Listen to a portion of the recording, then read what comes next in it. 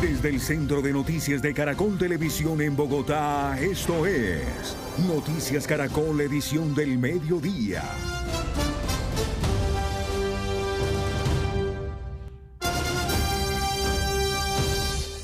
Muy buenas tardes, bienvenidos a la edición del mediodía de Noticias Caracol. En minutos vamos a hablar de esa terrible emergencia que acosa al departamento del Tolima por los incendios forestales que están fuera de control y además con esta grave denuncia, detrás de las llamas hay manos criminales. Lucía.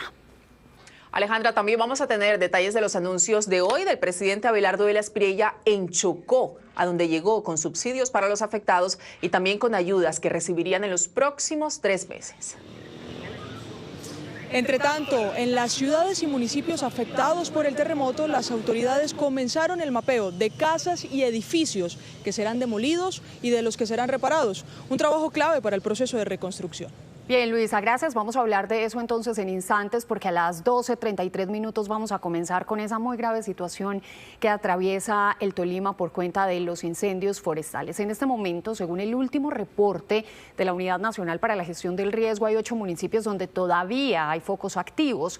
Se trata de Suárez, San Luis, Armero, Coello, Guamo, Ambalema, Ataco y Líbano, pero además de estas poblaciones donde se registran esos incendios activos, las llamas también afectaron al menos a otros 15 municipios, entre ellos están Ortega, Chaparral y Mariquita, aunque allí el fuego ya fue controlado. Una emergencia que comenzó el pasado 10 de agosto y que hasta el momento, según la gobernación, ya deja más de 23.000 hectáreas de tierra quemadas. 8.000 corresponden a cultivos como limón, maíz, plátano, mango, aguacate, entre otros, y 15.000 hectáreas que estaban dedicadas a la ganadería. La gobernación del Tolima calcula que serían más de 1.200 familias campesinas damnificadas por estos incendios y actualmente trabajan en la extinción de las llamas. Más de 300 personas en terreno y 182 bomberos de todo el país. Precisamente es crítica la situación en Coello, Tolima, por cuenta de esos incendios forestales que aún no se han podido controlar. La comunidad está pidiendo apoyo aéreo para evitar que las llamas alcancen las viviendas. Vamos al departamento con Marjorie Trujillo. Marjorie, ¿qué está pasando en este momento? Fernanda, mire, estamos en medio del incendio. Si Wilson nos ayuda, mire, esto es lo que pasa. Hace un momento estábamos a 1 kilómetro de acá. Tuvimos que salir porque nos estaba rodeando el incendio y en segundos, o sea, volteamos la cámara y ya, miren el incendio que hay en este momento. Pero lo que quiero que vean es las herramientas tan rústicas que tienen estas personas para atender este incendio. Miren la candela. Y ellos están con están atendiendo esto con mangueras pequeñas, con botes de basura, echando agua. Lo que necesitan es apoyo aéreo, están pidiendo urgente apoyo helicoportado, que manden los Bambi Boom, que manden aviones para que hagan descarga de agua, porque en segundos estos incendios empiezan a rodear todas estas zonas. Cerca de este lugar hay más de 6 viviendas y esa es la angustia de la gente, que llegue la candela hacia estos lugares. Wilson nos puede ayudar allá, donde se ve cómo las llamas poco a poco van creciendo, y es que la vegetación en esta zona, por las fuertes oleadas de calor, es el combustible perfecto para que las llamas sigan ascendiendo, pasan por los árboles y poco a poco se dispersan por toda esta zona. Estamos en este momento en el sitio conocido. Venga, vecino, cuénteme, usted tiene acá cerca su vivienda, ¿cuál es esa angustia que están viviendo? Sí, buenas tardes. La angustia que tenemos ahora es que, como puedes ver, el fuego está intenso. Se acaba de quemar pues esta parte de la casa de acá del vecino Jorge. Nosotros estamos aquí al frente, pero mira cómo está la situación. A cualquier momento esto se sobrepasa y tenemos el problema pues no tanto de la ayuda, pero sí de que se le queman a uno las cositas que tienen. No, y es que en un momento quedamos encerrados en medio de las llamas, que no sale uno por dónde salir. Claro, ese fogonazo que pegó ahorita cuando se incendió todo eso, y así ha sido toda esta parte. Se iba a pasar acá la parte de esta cingla y esto verde, eso es como aceite para el fuego. Gracias a Dios, pues aquí a la parte de acá hay unos bomberos, está la policía, pero eso así estén, las cosas de la naturaleza no las para nadie. Los vi a ustedes con botes de esos de pintura apagando esto, ¿sí es suficiente? No, dicen, mira, nosotros anoche nos acostamos a la 1 de la mañana, aquí a la parte de atrás, echando agüita y todo eso, y queda calmado, pero con esos solazos y con estos ventarrones que hay, eso vuelve y se enciende porque debajo de la hojarasca queda prendido. Y eso es que con el viento y el clima vuelve y enciende. Exacto, sí. Mire, nosotros hemos muchas gracias y acá estamos del lado de ustedes acompañándolos, visibilizando lo que está pasando. Más temprano, por todas estas carreteras estuvimos buscando qué pasaba con la comunidad y nos encontramos con una señora muy angustiada porque las llamas estaban cerca a su casa y esto fue lo que nos dijo. Estamos muy angustiados porque tenemos una quemazón terrible, está rodeando las casas del sector La Joya. Por favor, ayúdenos con vía aérea para apagar ese incendio, por favor, porque hay muchas casas, hay niños, mujeres embarazadas, abuelos, por favor, colabórenos. Miren, y realmente estando uno acá en medio del fuego, se da cuenta uno que están atendiendo un incendio y al momento en otro lugar, entonces uno dice, ¿qué está sucediendo? Porque es que si bien es cierto, el viento lleva algunas chispas de fuego, tampoco es tan normal, por ejemplo, en Coello, que no se han podido controlar estos incendios. Entonces, la gobernadora del Tolima ya instauró una denuncia ante la Fiscalía General de la Nación para que se investigue porque tienen información de que hay manos criminales. Y así también nos lo contó el alcalde de Coello, Santiago Herrera. Alcalde, ¿cuántos focos ustedes tienen activos hasta ahora? Nosotros tenemos en este momento tres veredas y aproximadamente 6 focos activos en este momento. Sí, ¿por qué dice, alcalde, que los hace pensar que es una mano criminal quien está reactivando los incendios?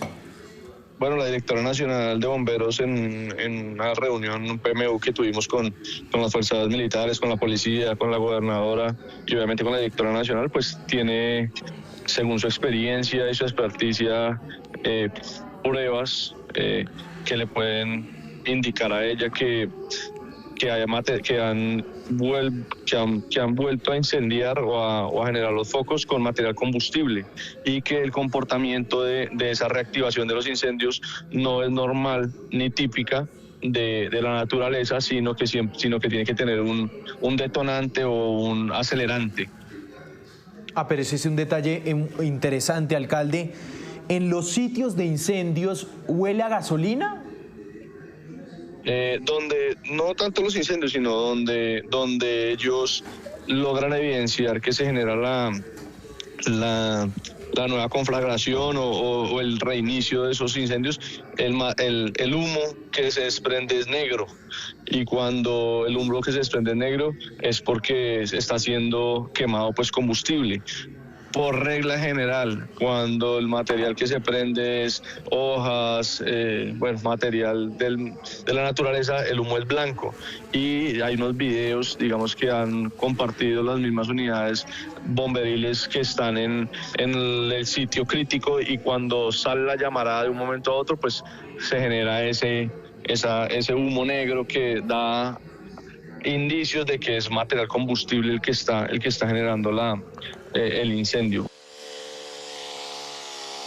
Aquí continuamos en el sitio conocido como La Joya, en Chagualá, afuera, en el municipio de Coello, y ustedes ven cómo los bomberos siguen controlando este incendio y es impresionante el sonido que producen las llamas al fondo de este lugar, porque están consumiendo toda esta parte del cañón.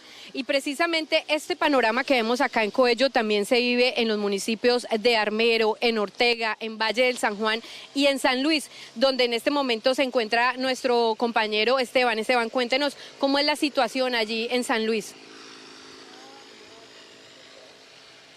Marjorie, televidentes, los saludo con 37 grados de temperatura. El sol está picante, hace muchísimo calor en el territorio tolimense. Nosotros estábamos en San Luis, sí, pero esta es la vía que de San Luis conduce al municipio de Guamo. Vamos, este equipo de Noticias Caracol, hacia este municipio porque en el Cerro del Indio, en la vereda Las Mercedes, en este momento se está intensificando un incendio forestal que lleva aproximadamente ya 4 días. Es uno de los incendios más grandes que se están presentando en este municipio. Hay que decir que son cerca de 2.000 hectáreas de vegetación, solo las que ya las llamas han consumido aquí en el municipio de El Guamo. Más temprano estuvimos precisamente recorriendo algunas veredas del municipio de San Luis, hablando con los agricultores, los campesinos, los ganaderos afectados por estos incendios forestales. Pues recordemos que la cifra en materia de afectación al sector agricultor en el departamento del Tolima en pérdidas asciende a los 50.000 millones de pesos. Encontramos historias particulares de aguacateros de esta región productora importante en materia de este alimento, quienes lo perdieron absolutamente todo y hoy están pidiendo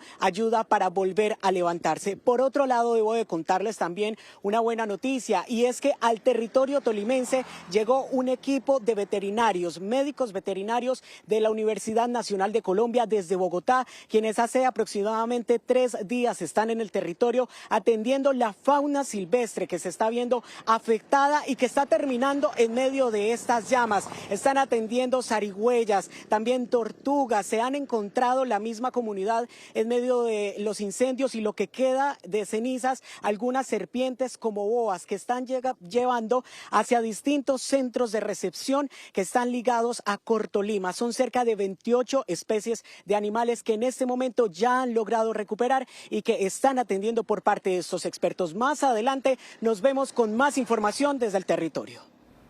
Esteban, muchísimas gracias. Muy triste la situación que se registra ahí en Ortega. Ya veíamos también lo de Coello y como esos 2 municipios, hay 6 más que tienen la afectación en Tolima por cuenta de estos incendios que avanzan y avanzan consumiendo hectáreas de tierra. En Nariño la situación no es muy diferente porque los enfrentamientos entre grupos armados hacen que se incremente el número de los incendios forestales que están activos allí, especialmente en zona rural de Linares y de Sotomayor, mientras en municipios como Buesaco, La Unión y el Norte, los organismos de emergencia ya pudieron ingresar y están luchando contra las llamas. Completamente consumidas y sin posibilidad de ser atendidas por los cuerpos de bomberos, se encuentran la zona rural de Linares y Sotomayor en Nariño.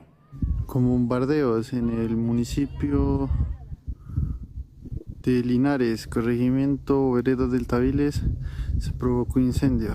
Un trapiche que generaba ingresos para decenas de familias quedó en ruinas. Sí, en este caso fue muy triste la situación que me tocó a mí, pues un trapiche que yo pues mantengo 45 obreros que se produce la panela, saco 10 toneladas de panela semanal y lastimosamente estamos ahí porque es un trapiche que tanto que se beneficia a los trabajadores. Las confrontaciones entre grupos armados ilegales y las Fuerzas Armadas agravan la situación. Se presume que el grupo armado no estatal Autodefensas Unidas de Nariño y Comuneros del Sur generaron el hecho de la destrucción de un trapiche que era el sustento económico de 50 personas y además de eso destruyeron una vivienda de personas no combatientes. Usted sabe que después de un enfrentamiento hay vainillas y eso seguramente se vuelve como en un vehículo acelerante este tipo de escenarios,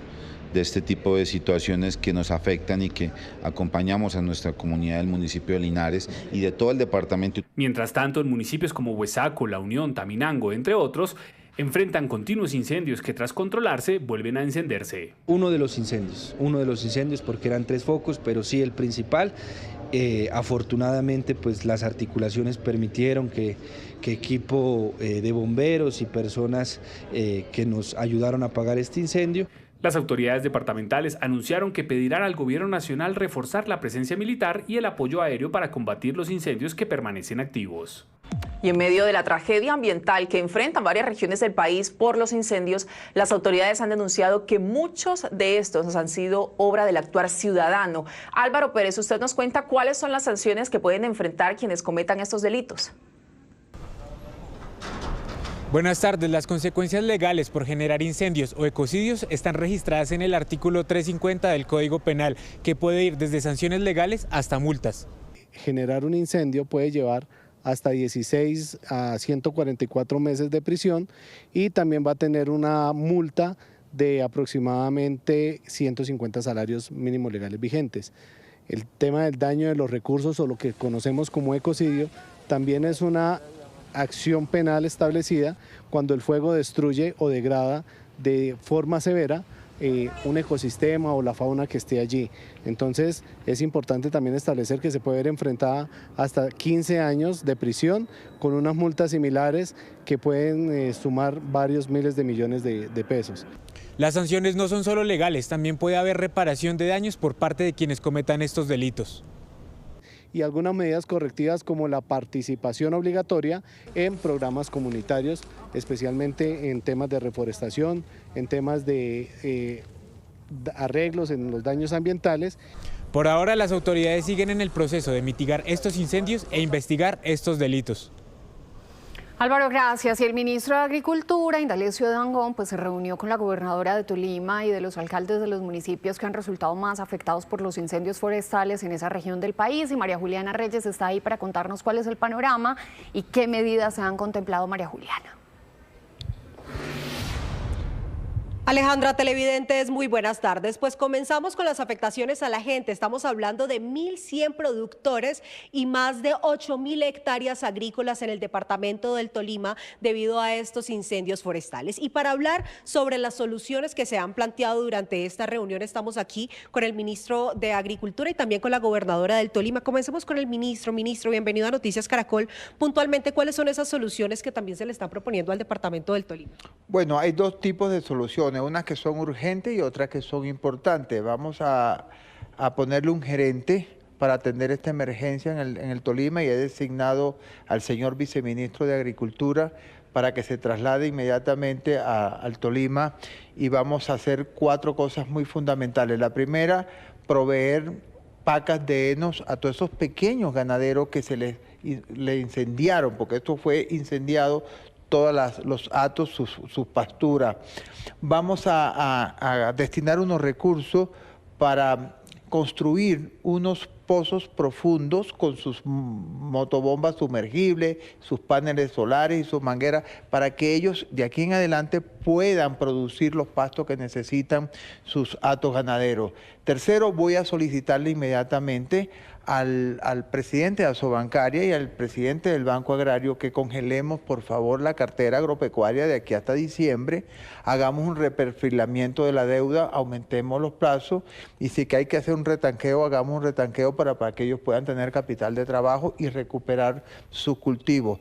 Y además vamos a destinar unos recursos para 343 viviendas rurales para los afectados, casas que se pueden hacer con el sector privado en menos de 45 días. Ministro, muchísimas gracias. Esas son entonces algunas de las medidas. Gobernadora, pues una muy buena noticia, sobre todo para la gente del campo del departamento del Tolima.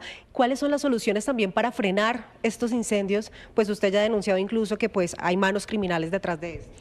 Mira, a esta hora en el departamento se presentan 9 incendios. De esos 9 incendios tenemos en 4 municipios que son de gran magnitud de esos incendios, como es el municipio de Suárez, el municipio de Coello, San Luis y el municipio de Armero Guayabal.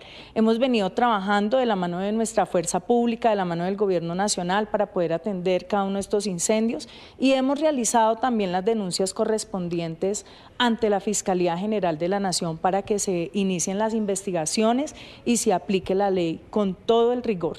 Y esto porque tenemos serios indicios de que hay personas malintencionadas que han dado inicio a estos incendios. Nosotros apagamos incendios y nos aparecen focos en otros puntos y eso nos tiene supremamente preocupados. Así que dentro de las medidas que decidimos tomar es militarizar casi esos municipios donde se nos están presentando esos incendios con el fin de que no vuelva a suceder esto que nos está pasando. Y además de eso también establecer unos controles, un un control vial, un control de ingreso a esos municipios para mirar también quiénes son las personas que están entrando allí como colaboradores, como voluntarios, organizarlos para que puedan hacer esa tarea bien y que tampoco corra riesgo la vida de ellos. Entonces estamos tomando todas estas medidas para poder atender esta emergencia que, como tú lo dijiste, pues tiene unas hectáreas, más de 8.000 hectáreas en el sector productivo y en general más de 27.000 hectáreas que se han visto afectadas. Muchas gracias, gobernadora. Ministro, pues estas son precisamente las medidas que se acaban de tomar para poder de alguna manera proteger también a los agricultores y lo que está sucediendo en el departamento del Tolima.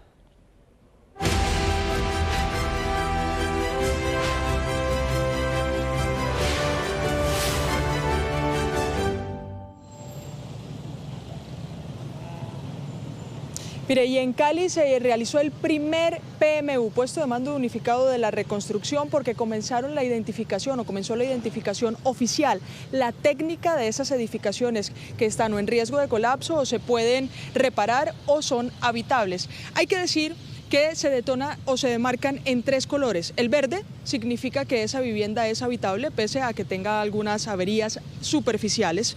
El amarillo significa que se puede habitar esa edificación con algunas restricciones por área. Esto le notifican precisamente a los habitantes y a los ciudadanos para que puedan tener cuidado a la hora de habitar ese inmueble. Y el tercero es el de riesgo. Esto es de rojo y está en no habitable. Yo les voy a mostrar cuáles son de los entre 10 y 14 edificios que ya se conoce van a ser demolidos. Están estos aquí del sector de Nuevo Tequendama en Cali.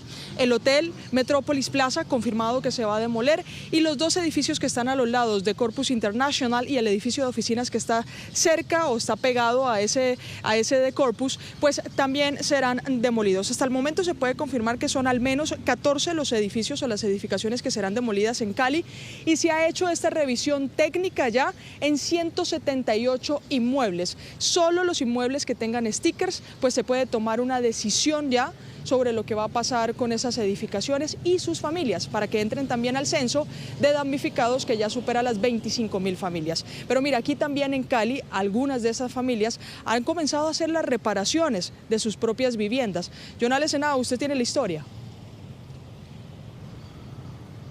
Luis, audiencia, saludo especial, así es, pero algo bastante importante es el llamado que han hecho las autoridades, y es a que estén muy atentos a ese término conocido como daños en mampostería, porque algunas personas afectadas consideran que por registrar solo ese tipo de daños no representa riesgo, y es al contrario. Los expertos dicen que hay que prestar especial atención en esto.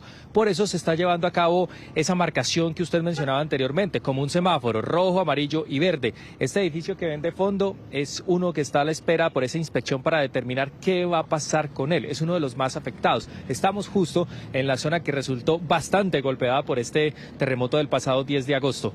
Presten atención, en este informe les contamos cómo funcionará y cuáles son esas características que tendrán en cuenta para definir si se demuele o si es habitable. Las secuelas de la tragedia en Cali son de grandes proporciones. De acuerdo a una clasificación de carácter preventivo hecha sobre las edificaciones afectadas, se han identificado más de 200 con riesgo de colapso. En este video hecho por una de las damnificadas, puede apreciarse cómo la inclemencia de la naturaleza acabó con gran parte de este apartamento. Según su narrativa, un mensaje de su madre la salvó de pasar la noche en el lugar.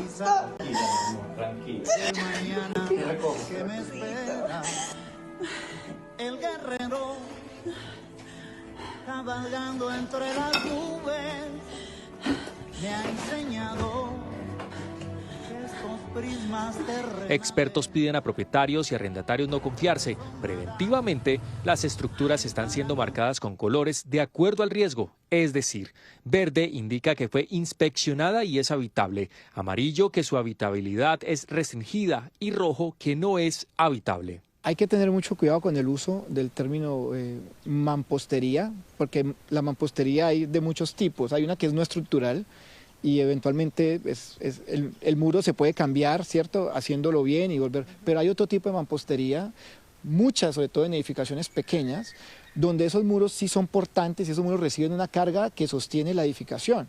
Si esos muros están afectados, es muy peligroso, ¿sí?, reemplazar el muro, porque durante ese proceso de reemplazo lo que hacemos es comprometer la estabilidad de la vivienda. El terremoto, que superó los 7 puntos, acabó con edificaciones en más de 10 municipios del Valle del Cauca. Viges es uno de ellos. Su parroquia, de más de 140 años de historia, terminó con su torre principal totalmente colapsada.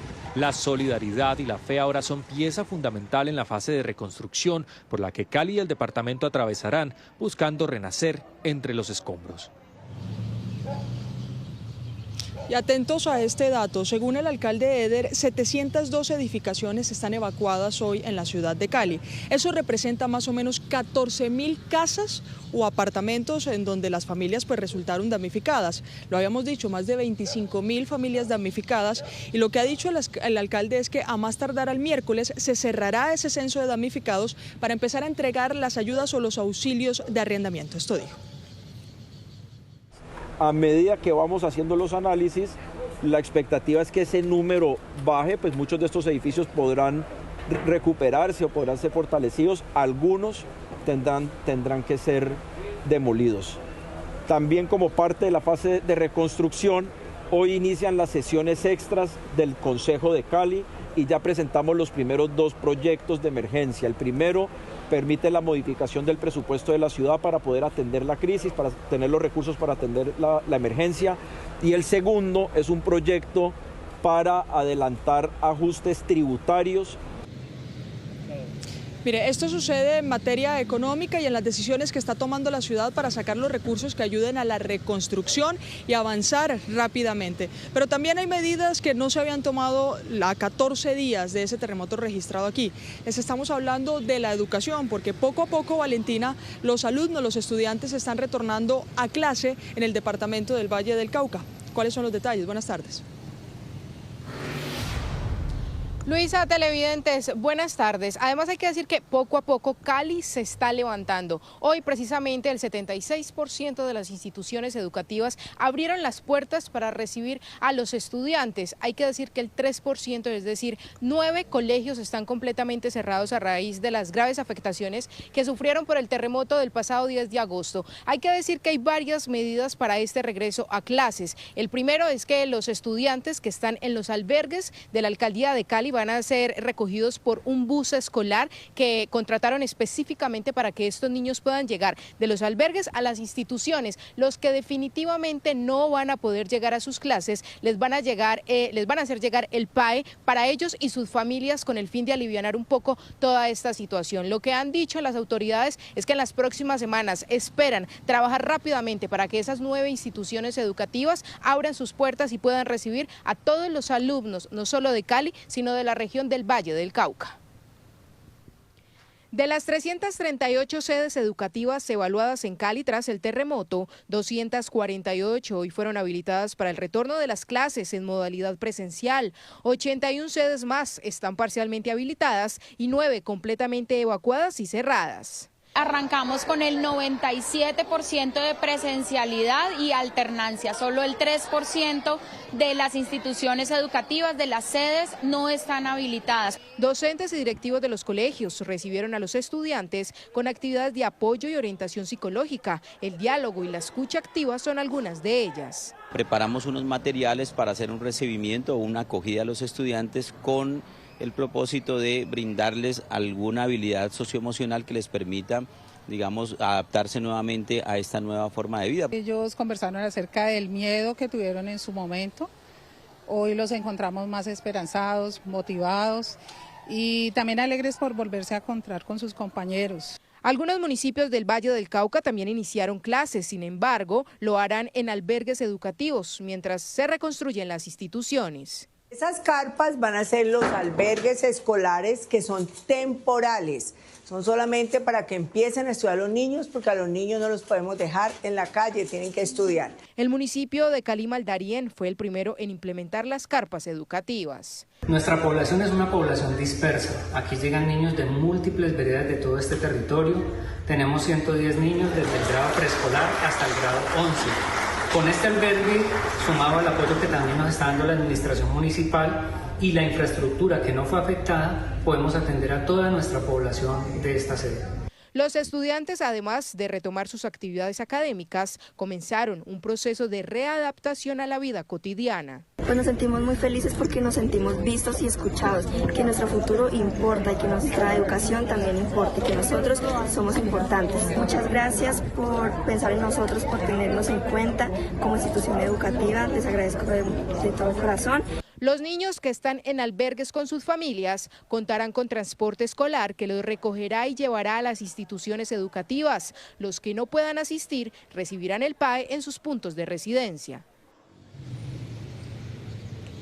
Mire, eso sobre las decisiones en educación, pero aquí en la capital del Valle del Cauca también se tomaron decisiones sobre eventos y especialmente eventos culturales. Hay que recordar que para la semana del terremoto se tenía programado el Festival Petronio Álvarez. El alcalde ha dicho que no se ha cancelado, todavía no hay una fecha de reprogramación, pero que sí, todos los eventos que están programados a partir del mes de septiembre se van a mantener y que especialmente la Feria de Cali, la icónica Feria de Cali, se va también a adelantar para que parte de esos recursos vayan a la reconstrucción de la ciudad. Esto dijo. Todos los eventos de ciudad los echaremos para adelante y vamos a invitar a toda la ciudadanía a que vengan. Por ejemplo, nosotros teníamos Agroexpo ahorita a principios de septiembre, lo vamos a pasar para octubre, pero tenemos eventos como por ejemplo la Semana de la Salsa a finales de septiembre que continuará, tenemos la Feria de Ciudades Inteligentes a finales de octubre que también seguirá, tenemos el Mundial de Salsa y sobre todo la Feria de Cali. Yo quiero recordarle a los televidentes que la Feria de Cali se creó hace 70 años después de la tragedia de la bomba que explotó en Cali en 1956. La feria se creó para reactivar la ciudad. Mire, y le tenemos el balance entonces de esas verificaciones ya con sticker que se han realizado, que son las técnicas. De las 178 verificaciones realizadas, 40 son verdes, es decir, son viviendas o inmuebles habitables. 79 son restringidas, es decir, solo se puede habitar parcialmente ese inmueble y 59 están marcadas con sticker rojo, quiere decir que son inseguras y que podrían presentar colapsos muy parecidos a los que ya les mostré aquí de este sector de Nuevo Tequendama. Repetimos, de los 14 inmuebles que ya se han notificado se van a demoler, están estos 3 sobre la avenida Novena con 44, esto es carrera 44 con calle Novena. Bien, Luisa, de todos esos inmuebles que usted nos acaba de hacer la lista y entregar el número, pues eso se traduce en familias o en personas damnificadas y el gobierno nacional sigue trabajando como brindarles auxilio. Por eso desde Chocó el presidente Abelardo de la Espriella anunció entrega de un subsidio de arriendo de 875.452 pesos para los damnificados por el terremoto. Preliminarmente se va a mantener esto por 3 meses, ¿no? Julián Río, cuéntenos por favor cómo se va a hacer la entrega y a partir ¿de cuándo? Hola Alejandra, muy buenas tardes. Pues ya a partir de hoy el presidente acaba de entregarle los primeros subsidios a los damnificados del terremoto aquí en Quibdó, aquí en el banco de materiales, porque se convirtió este punto donde me encuentro en el centro principal de acopio de todos los materiales de cemento, tejas, varilla, tubería, todos los materiales que están siendo donados por los empresarios de la construcción. Vino el presidente, habilitó este centro de acopio, este material de ayudas que tiene que ver para la construcción, pero también empezó a entregar estos subsidios, 875.000 pesos, irán por 3 meses a todos los damnificados que se encuentran en albergues y que perdieron sus casas totalmente. Así entregó el presidente Abelardo de la Espriella los subsidios. A partir del 26 de agosto, pasado mañana, comienza de un apoyo económico directo por concepto de 875.452 pesos. Que inicialmente se otorgará por 3 meses para un total de 2.016.356 pesos por familia. En este punto quiero que me presten mucha atención.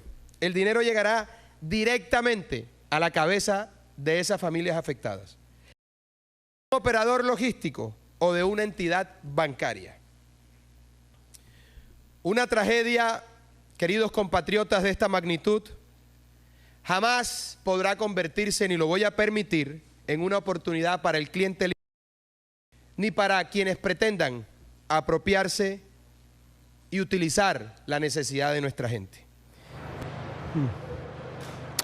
Y un control muy estricto también, dijo el presidente, cuando se entreguen estos subsidios para que se remitan y sean entregados directamente a las familias y que vayan para el pago de los arriendos. Aquí estuvieron con el presidente partiendo, recibiendo directamente este primer bono de 875.000 pesos. Varios de estos afectados, hablamos con uno de ellos y nos contó en qué va a invertir su dinero y a quién se lo va a pagar. ¿Qué puede arreglar usted en su casa? Buenas, pues con esta ayuda en realidad inicio pagando un arriendo y lo que me quede voy a ir poco a poco comprando los utensilios de cocina para ir reconformando el hogar nuevamente. Bueno, su hogar, ¿en dónde estaba ubicado? Más o menos, ¿qué años sufrió? En Quibdó, Chocó, en el barrio Las Palmas de Medrano. ¿Y los daños más o menos cuáles son? ¿Le alcanza esta platica? Inminente, total, quedé en la calle, todo se me destruyó. Todo se le destruyó, pero entonces con eso inicia pagando el arriendo. ¿Y dónde está en este momento para habitar? En el barrio, aquí mismo en Quibdó, en el barrio Piñal de Medrano. Y empiezan a llegar también aquí al banco de materiales todos estos camiones de diferentes empresas, cementeras, también empresas de producción de acero. Estuvo aquí también presente Juan Esteban Calle, uno de los importantes empresarios de Argos, que anunció la construcción de 1000 viviendas, 500 de ellas serán para el departamento del Chocó. Sí, presidente, esta mañana hablando con el ministro, su compatriota Rafa se entusiasmó muchísimo y se comprometió con él que son 1000 casas. Maravilloso. 1000 viviendas rurales. Pero venga que aquí hay un lío porque la primera dama es la madrina del Chocó y yo soy el abogado defensor del Chocó. De esas 1000 casas, ¿cuántas son para el Chocó, ministro? O doctor Calle. Usted dijo, presidente, que 200, pero pueden ser las 300 que usted había anunciado. Pero un momentico, porque es que 200 son, al principio, ¿cuántos eran? Eran 300. Por eso, entonces estamos hablando ahí del 66%. El 66% de 1000 son 600 casas para el Chocó. Pueden ser 500 y nosotros conseguimos otros donantes que se sumen para que ojalá sean 1000. Bueno, entonces 500 casas para el Chocó, primero, de entrada. Gracias, doctor Calle, y aquí tenemos el prototipo. ¿En cuánto tiempo se pueden construir? El compromiso nuestro con el ministro y con la gobernadora es escogiendo la comunidad y el municipio donde quieren que hagamos las primeras 10. Esperamos que usted venga antes de que termine septiembre a entregárselas. Maravilloso. Y el presidente Abelardo de la Espriella también dijo que habrá un control estricto a todas estas ayudas e igualmente a todo el dinero que se va a invertir. Por eso dice que tendrá la lupa al Fondo de Reconstrucción, al mando obviamente de Jaime Uribe. Estuvimos hablando con él y le preguntamos sobre la reacción que ha tenido con el pronunciamiento del presidente, que tendrá bajo la lupa todos los dineros que se manejen en el fondo. Tenemos un presidente que se echa todas las situaciones al hombro, como debe ser. Gerente, los retos. Ay, no, incalculables muchos, pero vamos a tratar de hacerle caso al señor presidente todas las indicaciones y cumplir el objetivo, que es hacer esto muy bien hecho en el menor tiempo posible. El presidente Abelardo de la Espriella estuvo aquí también con la primera dama en un albergue, compartiendo con algunos damnificados, entregándoles unas ayudas, y ya partió para la ciudad de Buenaventura, donde también hará otros anuncios importantes sobre el tema de la reconstrucción que empieza a partir de hoy. Y justamente vamos a contarles una historia a los televidentes acerca del regreso de una vivienda a una familia. Julián, gracias. La primera familia de Medio Atrato en Chocó que volvió a tener una vivienda después de que el terremoto del 10 de agosto destruyera la casa en la que habitaban. Esto fue gracias a la diócesis de Quibdó, que inició la entrega de inmuebles fabricados en material reciclado a los afectados por ese departamento. Andrea Estrella justamente nos tiene los detalles de esta historia. Andrea, buenas tardes.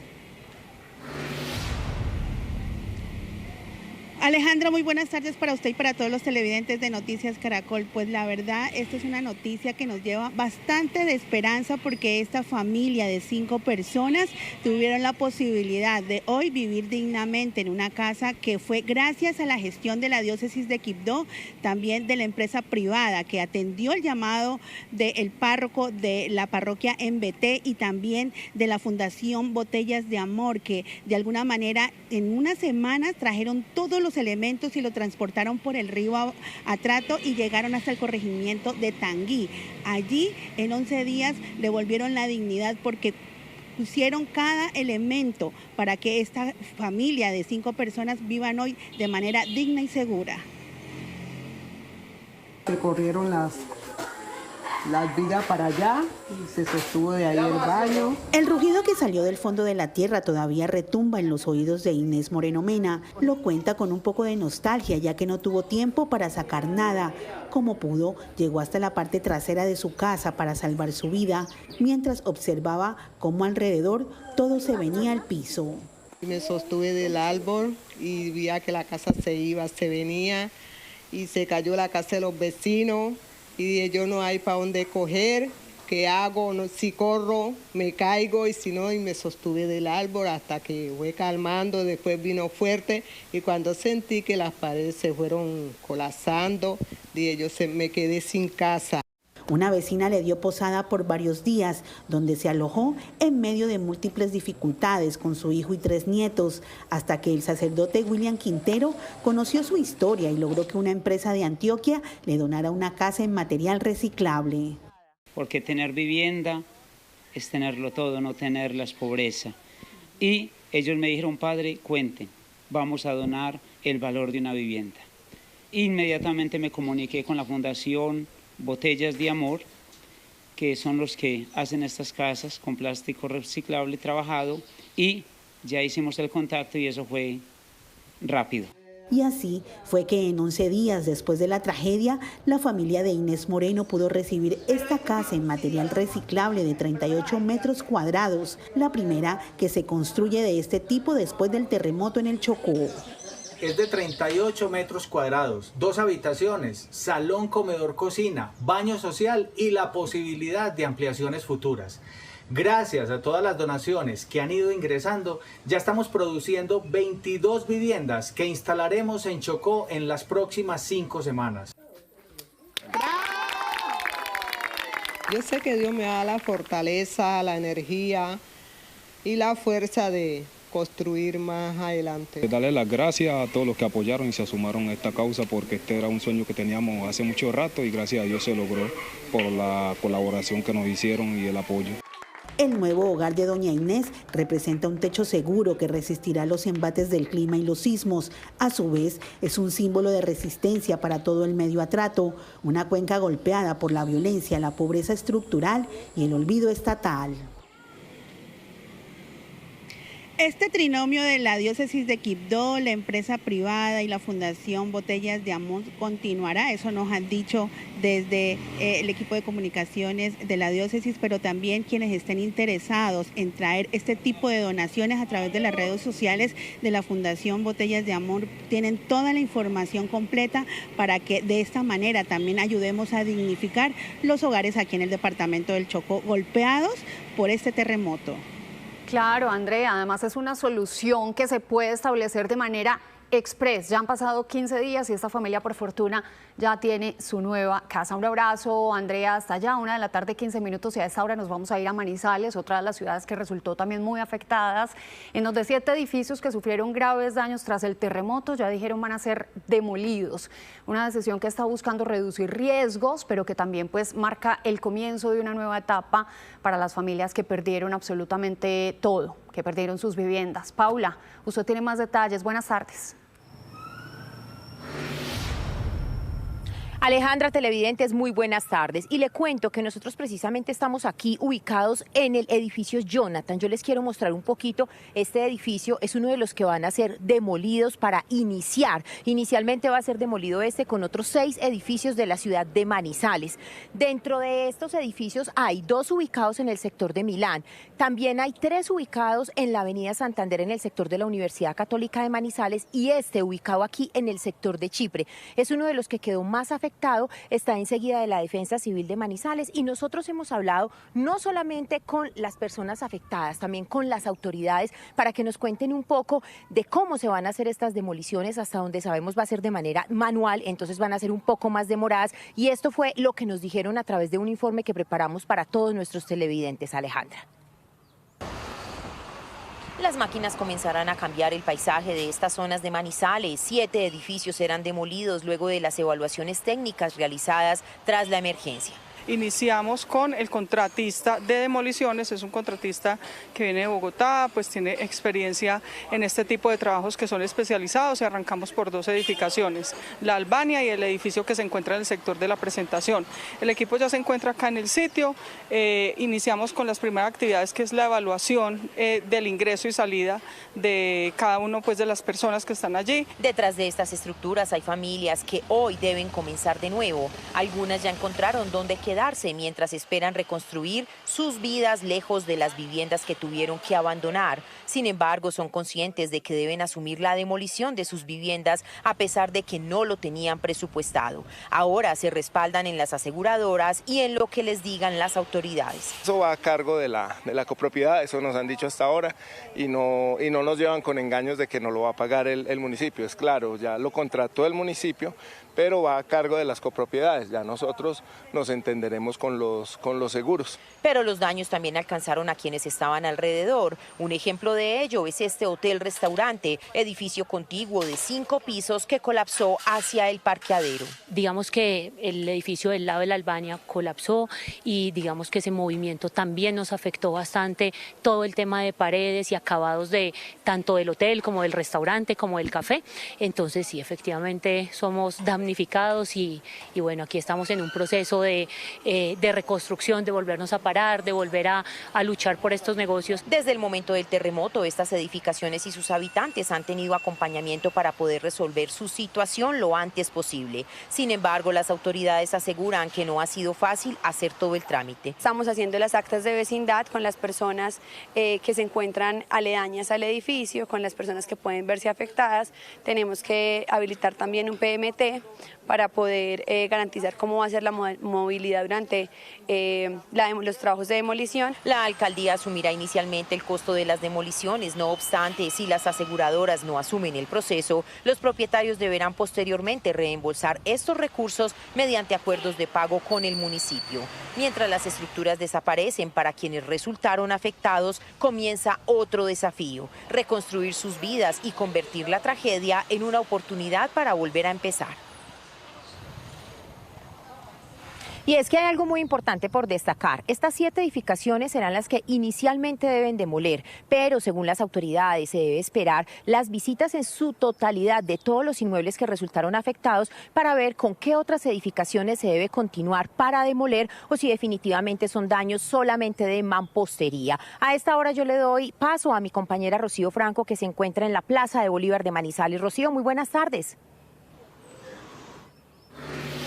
Muy buenas tardes, la saludo con el símbolo de esta ciudad, la catedral, una catedral imponente que tenía un Cristo en la punta y que ha desaparecido. Ese Cristo lo veían todos los habitantes de Manizales y con este movimiento telúrico pues desapareció. Tenemos imágenes impactantes hechas de manera aérea del impacto que tuvo el terremoto en esta joya de esta ciudad. También ingresamos y vimos todos los rastros, todo lo que se va a tener que restaurar. La iglesia ha querido permitirnos ingresar también para dar el mensaje de que hay que reconstruir, pero todo juntos. Esta era la imagen que todos los manizaleños veían desde cualquier punto de la ciudad. Hoy, 2 semanas después del terremoto, se ve la herida de lo que para muchos es el símbolo de la región. Este orificio quedó luego que cayera el Cristo que estaba allí. La verdad, la nostalgia. Para mí me parte el corazón. Pero somos berracos, somos caldenses y vamos a echarles para adelante. El llamado Paseo Polaco, un mirador en la parte más alta de la iglesia, también sufrió daños tras la caída del Cristo. Esta imagen aérea deja en evidencia la violencia del terremoto en esta iglesia de casi 100 años. La torre de San Pablo, donde funcionaba el Café Taxioli, fue arrasada por el sismo. Pero no todo cayó. Varias imágenes que custodian este templo quedaron en pie. Noticias Caracol ha logrado llegar al corazón de Manizales, su catedral, una catedral querida por todos, por propios y extraños. Quizá esta catedral sufrió la inclemencia de un terremoto violento de por lo menos 3 minutos. Esa fue la situación que se registró aquí. Le vamos a preguntar al padre Hugo Gálvez, padre, ¿cómo se sintió y usted? ¿Cuál fue ese sentimiento que lo tomó cuando vio su iglesia, su querida iglesia? Cuando salí de la Inmaculada, en el Parque Caldas, vi la catedral. Y lo primero que me pasó fue que me puse a llorar. Porque como usted dice, nuestra catedral es el símbolo de la fe, pero también es el símbolo de la lucha de un pueblo, de una ciudad como Manizales, que ha reconstruido esta catedral varias veces. Esta catedral, la primera iglesia, la tumbó un terremoto en 1877. Construyeron una iglesia muy bella que se quemó en 1926, hace 100 años exactamente. Padre, ¿qué decirle hoy?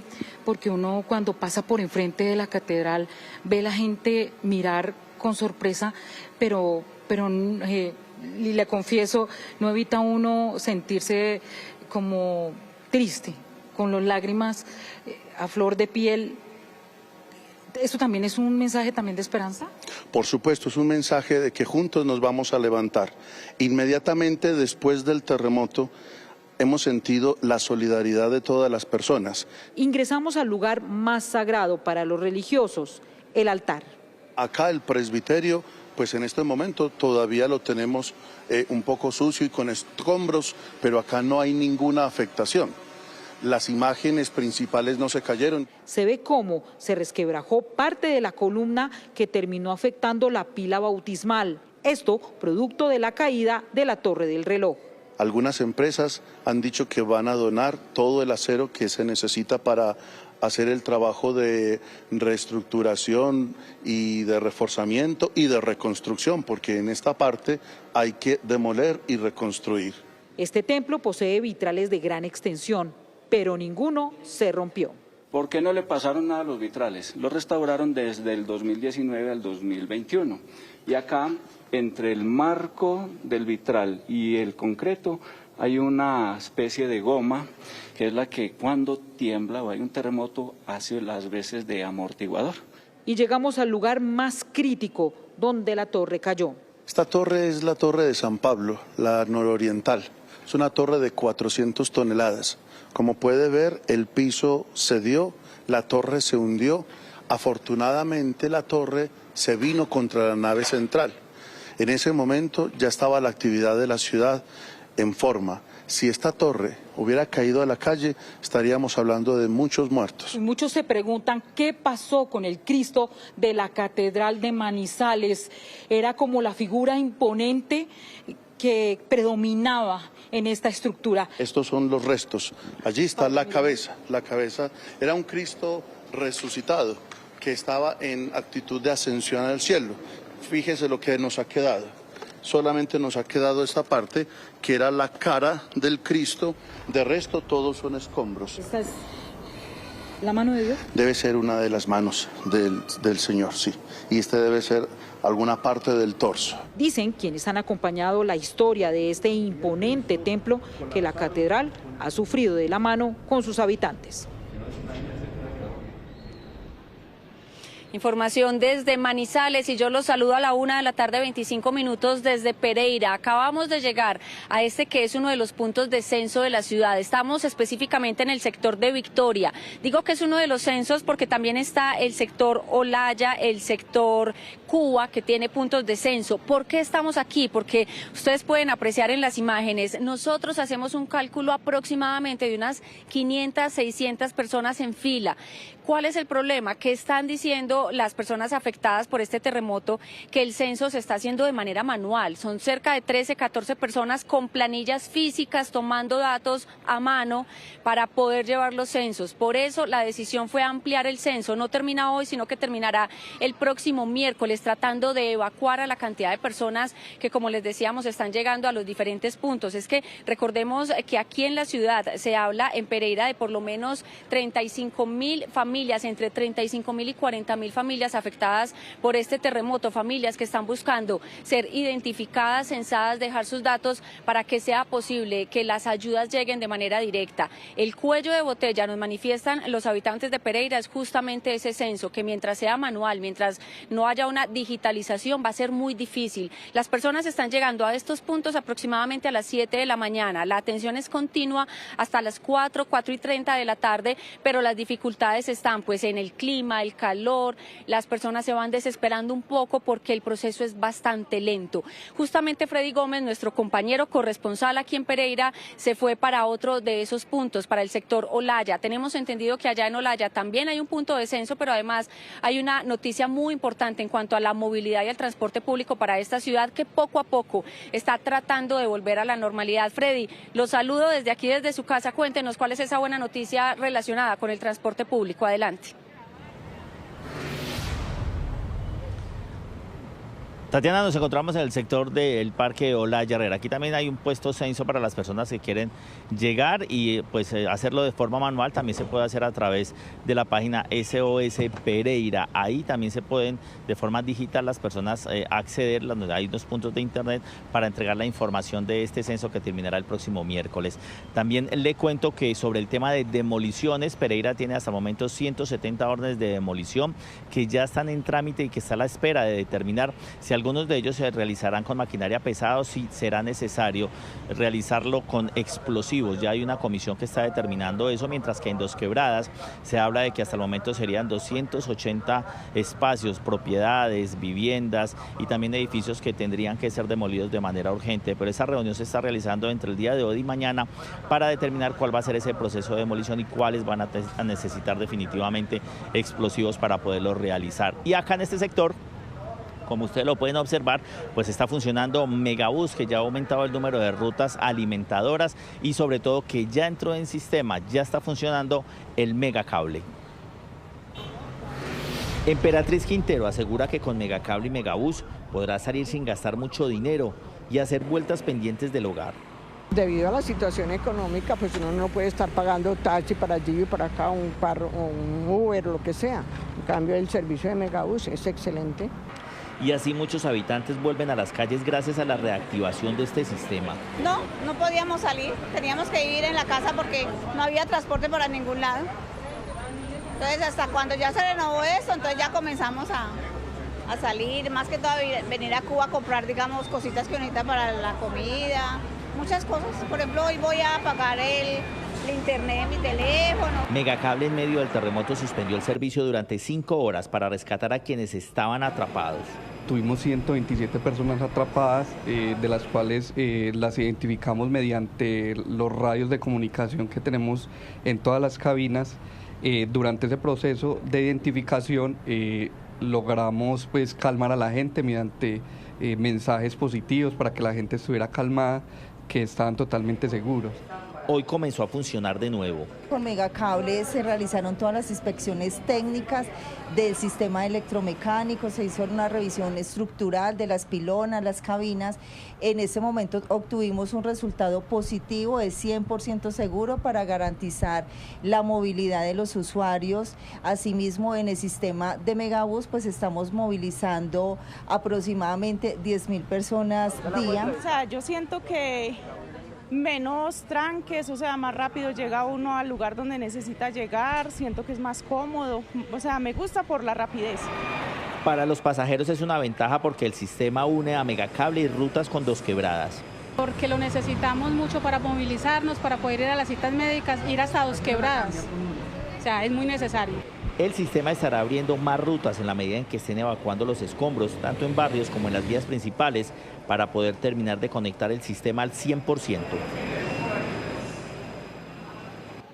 Poco a poco se va reactivando la ciudad 14 días después de ese terremoto de 7 grados de magnitud que sacudió a gran parte del país y que golpeó fuertemente a Pereira, desde donde nosotros estamos en este momento en el cubrimiento especial de Noticias Caracol. Y a 14 días de ese terremoto se siguen conociendo historias casi de milagro, personas que se salvaron por segundos. Esta es la historia justamente que encontró nuestro compañero Nicolás Rojas, de un conductor que estaba en su vehículo justamente cuando se cae una de las fachadas de uno de los edificios. Escuchemos cómo relató esos segundos de angustia.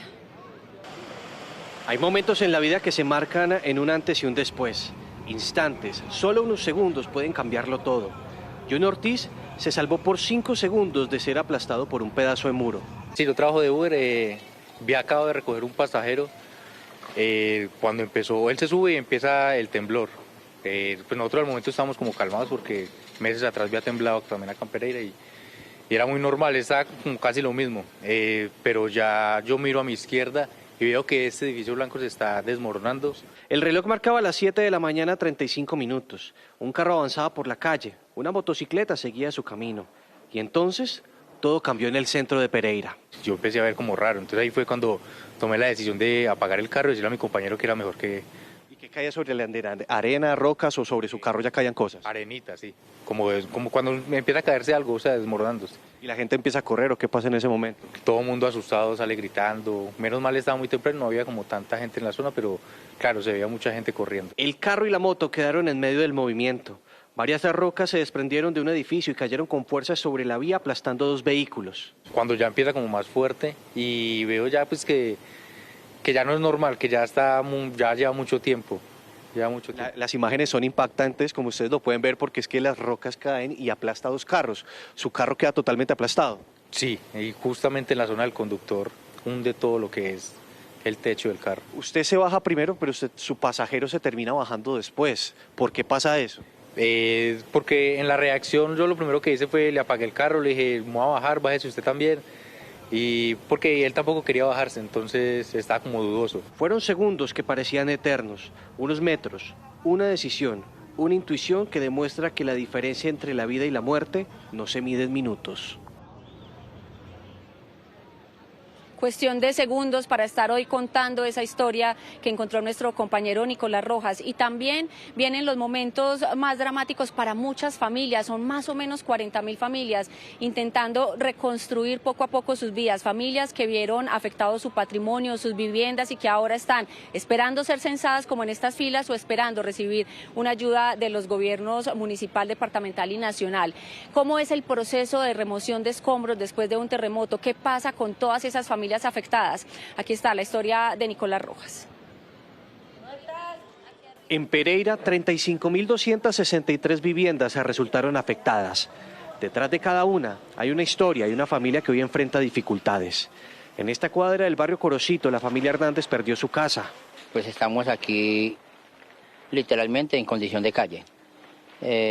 Una casa que especialmente yo la construí para mi madre. Muchos recuerdos, muchas anécdotas y en ese preciso momento pues ella también fallece. Entonces ya son muchos sentimientos encontrados.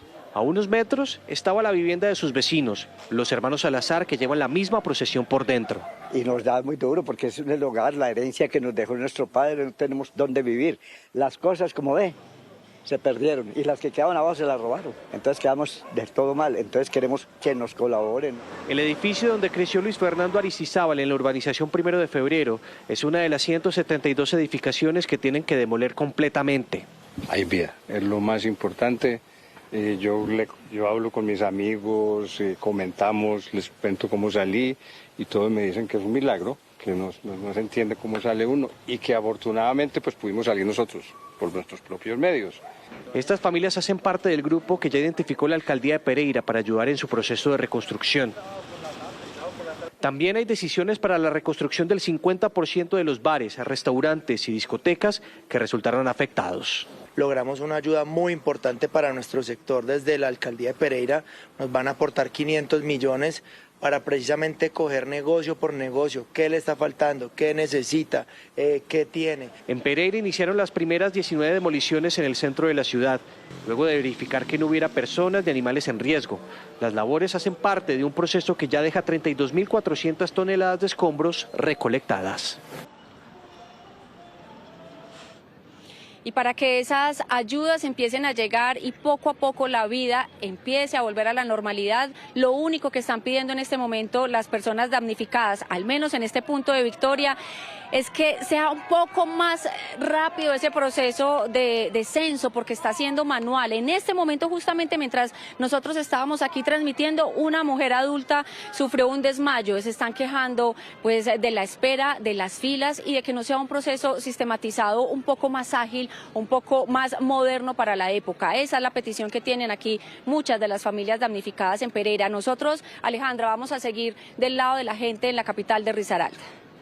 Bien, Tatiana, muchísimas gracias por el reporte. Es natural que haya demoras, pues son 40.000 familias damnificadas solamente allá en Pereira y muchas de ellas solicitando ser censadas para recibir las ayudas que siguen llegando también al centro de acopio aquí en Bogotá, en Vive Claro, uno de los más grandes de la capital y donde se encuentra nuestro compañero David Molina para contarnos qué es lo que más se requiere, David. Sigamos haciendo el llamado a la solidaridad de todos los colombianos. Hola Alejandra, muy buenas tardes. Pues en efecto lo que más se necesita en este momento, y quiero que ustedes vean la dimensión de este lugar, son manos y transporte. Yo les voy a mostrar cómo funciona esta línea de trabajo. Aquí llegan todas estas donaciones de particulares, de empresas y de distintas partes de la ciudad y posteriormente empieza la parte de clasificación en una de estas cajas o bolsas que llegan. Aquí se clasifican puntualmente y aquí tenemos a Gloria. Gloria, en este momento, tan pronto usted las clasifica, ¿qué hacen con estos distintos productos? Hola, lo primero es que abrimos aquí la donación, llega de persona natural o empresas, vamos colocando acá todos los productos, cuando tenemos separado por unidad arroz, alberja, lenteja, lo vamos llevando por la línea y vamos colocando en la línea cada cosa para posteriormente armar los mercados. Estos mercados, gracias Gloria, son los que ustedes pueden ver aquí.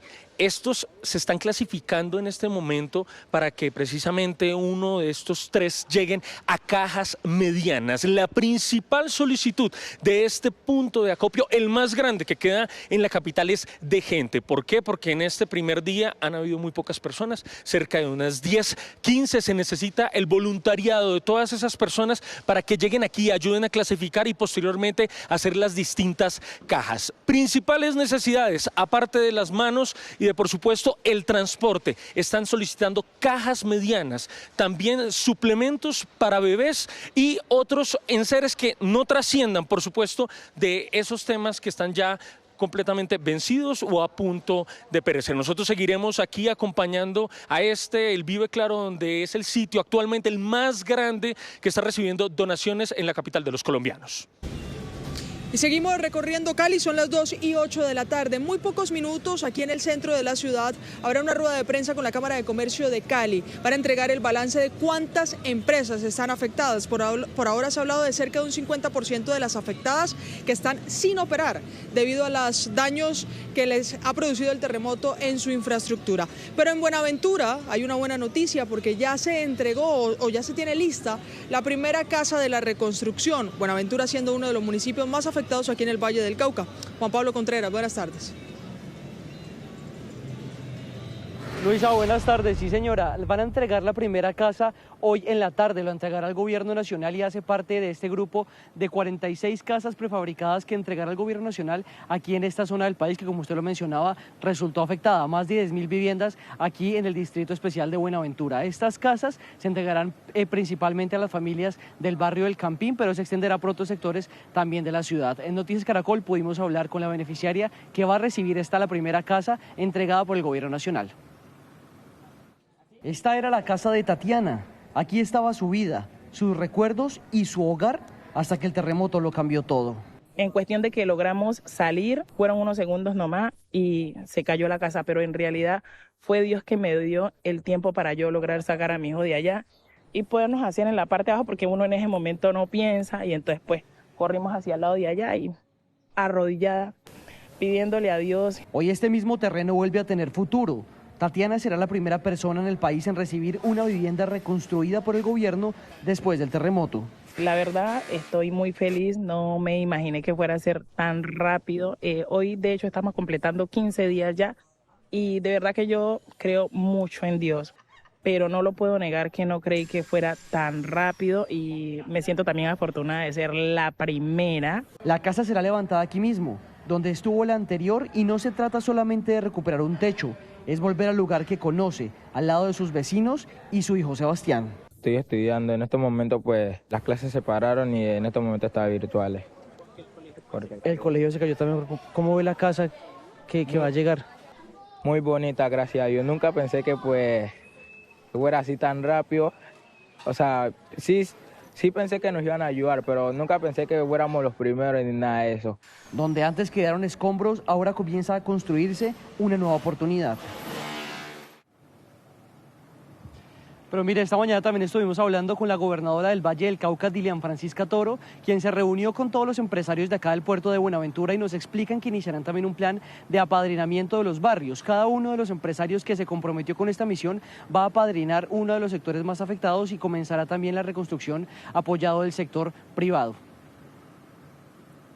Estos grupos empresariales de los puertos y esos se han comprometido a que cada uno de ellos van a apadrinar un sitio específico de Buenaventura para reconstruirlo, para ayudar y apoyar a que esa reconstrucción sea efectiva, que sea rápida y que por lo menos transforme, como le decía, no solamente la parte de infraestructura, sino la reconstrucción del tejido social.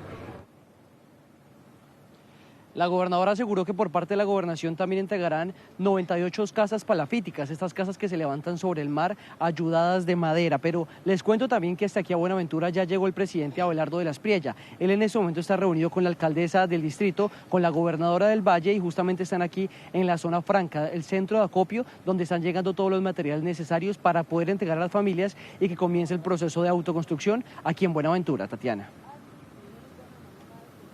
Y esperemos, Juan Pablo, que salgan buenas conclusiones y determinaciones de esa reunión. Gracias, Juan Pablo. Y conocimos otra historia. Esta es la de una madre cabeza de familia que estaba en su primer día de trabajo en Manizales y ahora perdió su trabajo y perdió su vivienda. Daisy Nivio, usted tiene los detalles. Adelante. Tatiana, sí, se trata de Paola Giraldo, esa mujer que vive la doble tragedia de ahora buscar empleo y también buscar un lugar donde vivir. Ella ya fue beneficiaria del subsidio de arriendo, pero vea, la acompañamos en un recorrido aquí por el sector de El Carmen y Albania en Manizales, y no es sencillo encontrar vivienda. Esta es su historia. ¿Sabes? No es más como por ropita, ¿sí? Sin empleo y sin vivienda. Así quedó Paola, una madre cabeza de familia a la que el terremoto le sacudió por completo la vida. Pues a eso se cayó una pared y la parte de adentro de la casa está bastante agrietada, entonces pues nos tocó evacuar. Me quedé sin trabajo también porque la universidad donde trabajo pues tuvo muchas afectaciones y pues por el momento no se va a poder laborar allá. Paola fue una de las primeras beneficiarias del subsidio de arriendo en Manizales por 357.000 pesos. Con esta ayuda en sus manos, la acompañamos a buscar una vivienda disponible en el sector, pero la oferta es casi nula. Cierta parte han subido los arriendos, o sea, como que la gente se aprovecha un poco de la situación de muchas familias que en este momento estamos como pasando por esta situación de buscar un nuevo hogar. Lo poco que hay disponible está fuera de su presupuesto y los requisitos que solicitan para acceder al arriendo hacen más complejo el panorama. ¿Y qué precio tiene? 900 incluye el agua. ¿Y es una habitación grande? Sí, grande. ¿Y si no se cuenta con el fiador ni la carta de trabajo, hay alguna posibilidad? No es difícil así. No, pues fuera del alcance, porque imagínese, somos 4. No nos da, no cabemos. y está bastante costoso. ¿Cuánto paga actualmente? Actualmente pagaba 600.000 pesos y aparte pagaba los servicios. ¿2 habitaciones? 2 habitaciones, un comedorcito, bañito, la cocina y una terraza pequeñita. Buscar el sustento tampoco ha sido tarea sencilla. Como ella, cientos de personas perdieron el empleo y ahora hay más demanda que oferta. Es un reto, pero en este momento creo que va a tocar echarle a la construcción porque eso es lo que más va a resultar para poder ayudar pues, a levantar todas las estructuras de la ciudad, ¿cierto? Con la situación usted le hace lo que sea. Sí, a lo que sea, es que es más, ya lo he hecho, ya lo he trabajado, sé pintar, sé resanar, sé cortar cerámica, hay que hacerle a todo como buena manizaleña. Pues. Esta mujer se describe en una palabra, berraca. No pierde la fe de que pronto encuentre esa oferta laboral tan anhelada y un hogar seguro para reconstruir su vida. Bueno, claro, esperanzas siempre tenemos, no se puede perder las esperanzas, ¿cierto? ¿Y qué le digo a las personas? No, pues que ánimo, que aunque veamos que no nos podemos levantar, sabemos que somos gente berraca, echada para adelante y con toda la actitud para levantarnos de esta situación. Ahora, información de servicio para los manizaleños, y es que si usted necesita el subsidio de arrendamiento, primero debe solicitar la visita de bomberos y la unidad de gestión de riesgo para que le entreguen el documento de desalojo. Una vez usted tenga esa hoja azul, puede dirigirse a las webs de la Cruz Roja o la Alcaldía de Manizales para solicitar la cita y que así pueda comenzar el proceso de solicitar ese subsidio, que son 357.000 pesos para las personas que viven en arriendo durante un mes y el mismo valor durante 3 meses para los dueños del inmueble. Muy valiosa esa información, Daisy, a esta hora. Muchísimas gracias. Y ejemplar la actitud de Paola. 2:16 p.m. Muchas entidades bancarias a nivel nacional están implementando alivios financieros para las familias afectadas por el terremoto que tengan créditos o que estén buscando financiar la reconstrucción de sus casas. Por eso Luisa Polo a esta hora nos cuenta de qué se trata. Luisa, hola.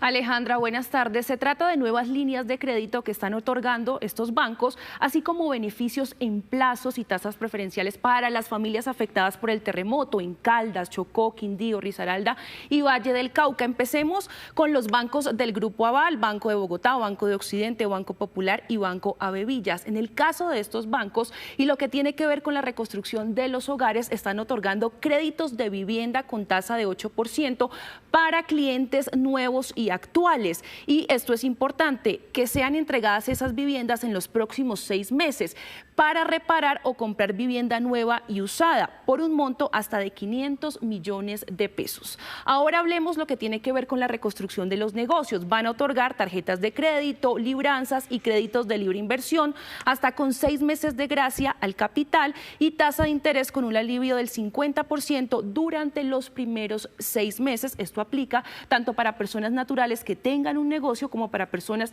jurídicas con ingresos anuales de hasta 1.000 millones de pesos. Ahora miremos lo que tiene que ver para los créditos vigentes, para esas personas que tengan un crédito actual con estas entidades bancarias, pues le van a poder brindar refinanciación, también con ese 8%, periodos de gracia, suspensión de cobros jurídicos y eliminación de intereses de mora, esto para las personas que tengan esos créditos vigentes. Ahora miremos las opciones o los alivios que está dando Bancolombia, pues está brindando créditos de vivienda al 8% para nuevas financiaciones. Esta es la aclaración que nos hace el banco, esto es para nuevos créditos y créditos que se desembolsen a partir de mañana 25 de agosto con esa tasa preferencial. También para el tema de los negocios van a estar dando créditos de consumo y microcréditos al 10% efectivo anual, una tasa también preferencial. Ahora continuemos con Davivienda, porque va a dar una financiación para compra o reparación de vivienda con esa tasa especial del 8% efectivo anual para clientes y no clientes. Adicionalmente, el banco también brindará una información de los inmuebles con constructoras aliadas con la oferta de vivienda usada en las zonas afectadas, y esa información la pueden encontrar en www.100cuadras.com. Frente a esto también el presidente del Banco Davivienda habló del pago de unas pólizas para quienes tenían ya crédito hipotecario con ellos. Escuchemos. A partir de hoy empieza el pago de los siniestros conjuntamente con Seguros Bolívar a esos clientes que han tenido sus créditos hipotecarios en Davivienda, de tal manera que recuperen su patrimonio. Esta tarea la iniciaremos a partir del día de hoy con los primeros 20.000 millones de pesos, de una cifra que seguramente será mucho mayor en los próximos días. Las entidades bancarias hacen un llamado a las familias afectadas a que se acerquen a las sedes físicas o a que se comuniquen para revisar cada situación puntual y brindar el alivio que más se ajuste a las necesidades que tienen en este momento. Alejandra.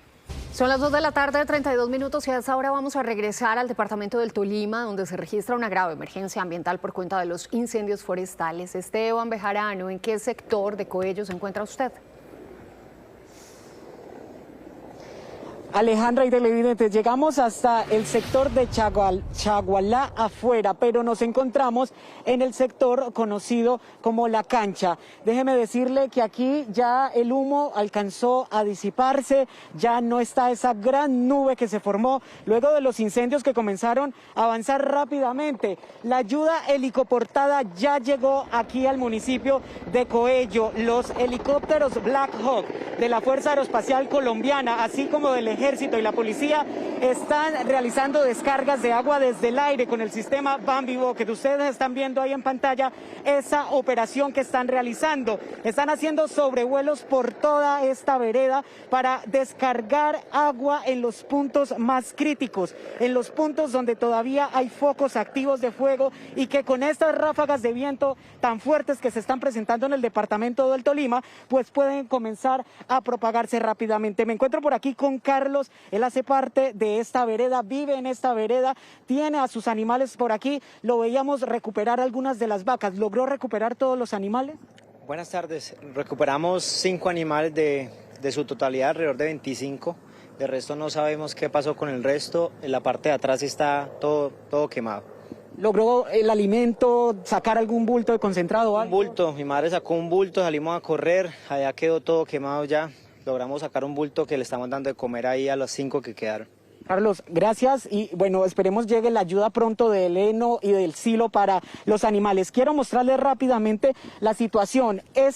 Ese humo que ustedes ven atrás son focos activos que están en este momento en la montaña, en el cerro. Por eso ustedes ven las aeronaves sobrevolando esta zona para llegar a esos territorios, a esos puntos de difícil acceso. ¿Por qué?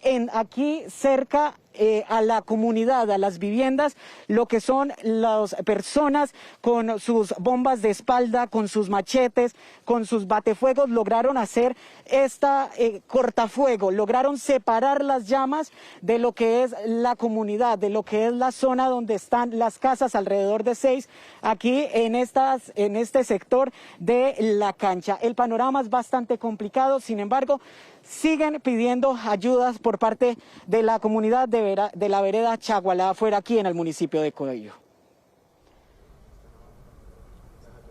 Esteban, muchas gracias. En otros temas hay que decir que en muy pocos minutos la Cámara de Comercio de Cali entregará entonces ese balance 14 días después del comercio y el sector empresarial afectado por el terremoto. Pero también hay que hablar de temas de salud, y es que a partir del terremoto se pueden presentar varios brotes de enfermedades infecciosas. Esto tiene varias razones: el hacinamiento, la manipulación de escombro, incluso el colapso de algunos servicios básicos como el agua, pero también hay un mayor riesgo para el personal de la salud, que pues está en esa manipulación también de los heridos. Por eso, tenga en cuenta las siguientes vacunas prioritarias. El cuidado de las personas afectadas tras el terremoto es la prioridad, y esto incluye la vacunación para prevenir enfermedades que pueden dispararse en las zonas más afectadas por el sismo. Posterior a un terremoto es fundamental identificar las fases para determinar las vacunas. De forma inicial, tétanos, por heridas abiertas, exposición, fractura, se individualiza el riesgo y se indica la vacuna. Pero en este momento tenemos que tener atención a influenza, a COVID, particularmente sarampión en momentos de hacinamiento, migraciones, pero también tengamos particularidad con dengue. No olvidemos que los niños, adultos mayores y mujeres embarazadas son los más vulnerables. Sin embargo, en la situación actual, las prioridades son mayores. La población de mayor riesgo ahorita definitivamente son aquellos desplazados, aquellos hacinados, vulnerables. Fíjense que esa interrupción de los servicios de salud, esa interrupción de las cadenas de frío, manejo de excretas, entre otras, aumentan el riesgo de múltiples enfermedades, particularmente estas que hemos mencionado. Así que dentro de las intervenciones en salud más importantes está la vacunación. Pero ¿qué pasa si no tengo carnet o no recuerdo si ya tengo o no esa vacuna? Definitivamente, si no hay registro, si no hay memoria o queda duda de estas vacunas particularmente prioritarias, en estos escenarios se asumen como esquemas incompletos y deben reiniciarse, insisto, las vacunas que estén indicadas para el paciente. Además de los damnificados por el terremoto, también los rescatistas y personal de salud que se encuentren en terreno deben vacunarse. Ojo con hepatitis B para quienes se exponen, rescates, fluidos, transfusiones, etcétera. Dengue, población de riesgo, fiebre amarilla, quien tenga esquema incompleto debe hacer parte de estas vacunas que debemos considerar para aplicar en este momento. El primer mes posterior al terremoto se asocia a una alta probabilidad de contagio de enfermedades que se pueden prevenir con vacunas. Por eso, el momento de actuar es ahora.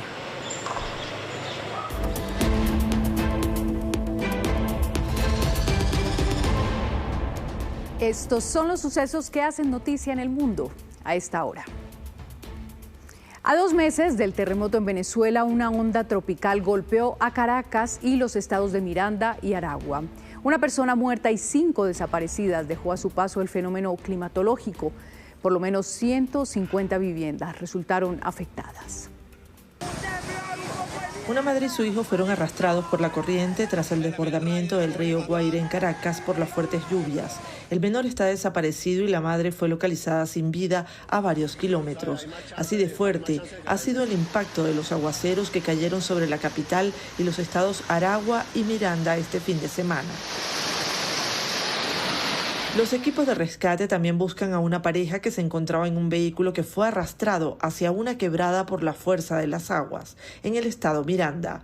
Una menor fue encontrada con vida dentro de la camioneta en la que se trasladaba la pareja y fue recluida en un hospital, según informó el alcalde de la zona. La presidenta encargada, Delcy Rodríguez, realizó un recorrido anoche por las zonas afectadas de la capital venezolana. Los equipos no descansan, de verdad hay que reconocerlo.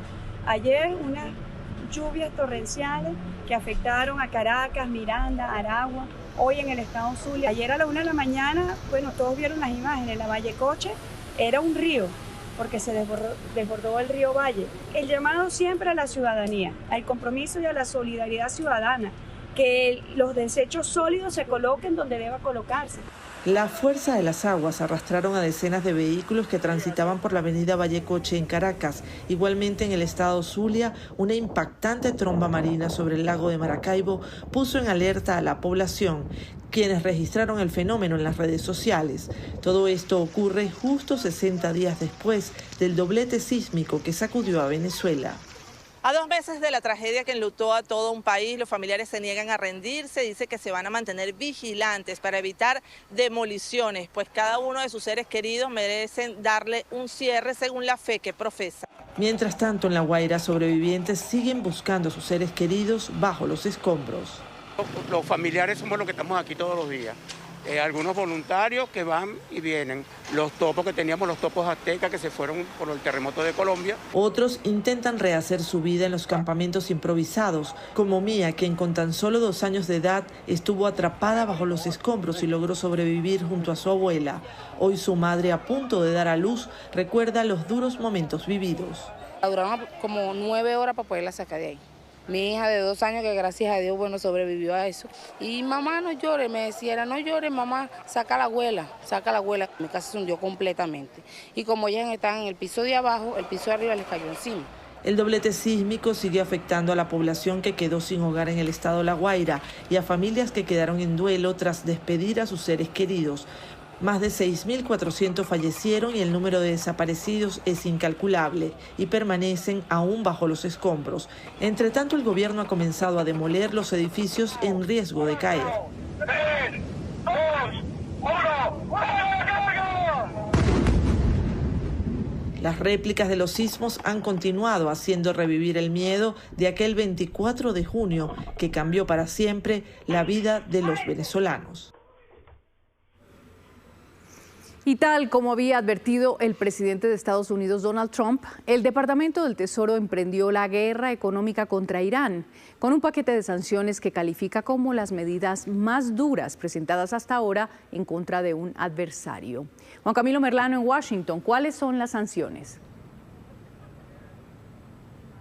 Margarita, acciones y sanciones que el secretario del Tesoro Scott Bessent comparó con medidas que los Estados Unidos había adelantado durante la Segunda Guerra Mundial. Operación paria económico o aislamiento económico fue el nombre que le dio el secretario del Tesoro a esta ronda de acciones. Primero, sanciones en contra de 60 entidades, individuos, embarcaciones con nexos con Irán. Pero además de esto, una advertencia a toda entidad financiera, a todo país, de que nadie está por encima de las herramientas y de las sanciones de los Estados Unidos, que el objetivo es asfixiar económicamente a la República Islámica de Irán y que toda institución financiera o país que siga ayudando a los iraníes se enfrentará a un bloqueo del sistema global del dólar. Escuchemos lo que decía el secretario del Tesoro.